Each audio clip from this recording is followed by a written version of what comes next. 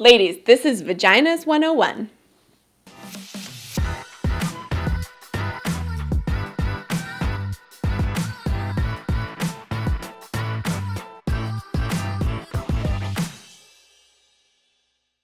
We're doing this video today because I read a recent statistic that said a third of women still cannot correctly identify or label the parts of the vaginal anatomy. So what's going on? Why is that? It's not really anyone's fault. It's years of neglect on the part of society to discuss female sexuality. And this goes as far back as history can remember. Knowledge is power, and women are more empowered when we understand our anatomy, especially when it comes to talking to other people about it. So much of what we hear about vaginas growing up is inaccurate or makes us feel uncomfortable when we're kids or teenagers, and I think that leaves a lot of young women confused as adults. Many people refer to this whole area as the vagina, and that's only partly correct.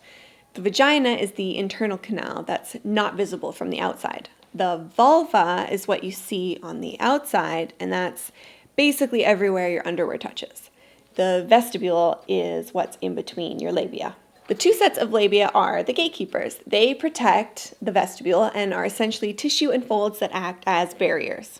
Interesting fact, the labia minora are composed of erectile tissue, so they can swell when they're being stimulated. It's even been referred to as a smaller version of a penis. Yeah, right. The clitoris is fucking amazing. Its only purpose is sexual pleasure. It's actually a much larger, beautiful network of nerves that forms an upside-down Y shape. Some people don't know, but there are actually 8,000 nerve endings in the clitoris. To put that in perspective, that's twice as many nerve endings as the male penis. The vestibule. The skin of the vestibule is made up of glands and mucosal skin. The tissue is very delicate and it's protected by the labia. Now, there are two sets of glands. At the top are the Skene's glands, and at the bottom of the vestibule are the Bartholin glands. Glands in this area produce the lubrication and moisture that you feel. And finally, the vagina. The vaginal canal links the opening of the vestibule to the cervix and houses its own perfect little ecosystem of bacteria and yeast that for the most part play nicely.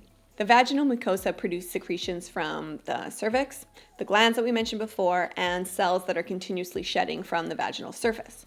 It also contains healthy bacteria called lactobacilli. Lactobacilli produce lactic acid and hydrogen peroxide, and this keeps the vagina at a healthy acidic pH, protecting it from more harmful bacteria. My advice to all the ladies, grab a makeup mirror and go to town.